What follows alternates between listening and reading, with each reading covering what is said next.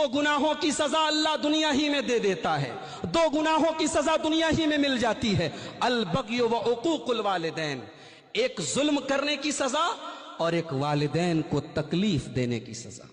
वालिदैन गलत हो सकते हैं, वालिदैन की सोच गलत हो सकती है, वालिदैन गलत हो तब भी उनका अदब नहीं छोड़ना, उनकी खिदमत नहीं छोड़ना, उनके साथ हुस्न सुलूक नहीं छोड़ना। कुरान कहता है अगर वालिदैन शिर्क की तालीम दे, दुनिया का सबसे बड़ा गुनाह शिर्क है, अगर वालिदैन शिर्क की तालीम दे तो कुरान कहता है वसाहिबहुमा फिद दुनिया मारूफा, उनके शिर्क की तरदीद करो, उनकी गलत बात मत मानो, लेकिन उनके साथ दुनिया में अच्छा सलूक करते रहो। ये तीसरा मसला हमारे नौजवानों के सामने है, वालिदैन के साथ बदतमीजी और बुरा सलूक करते हैं। चौथा मसला, आज हर नौजवान तकरीबन इल्ला माशाअल्लाह हर नौजवान इश्क और प्यार के चक्कर में पड़ा हुआ है।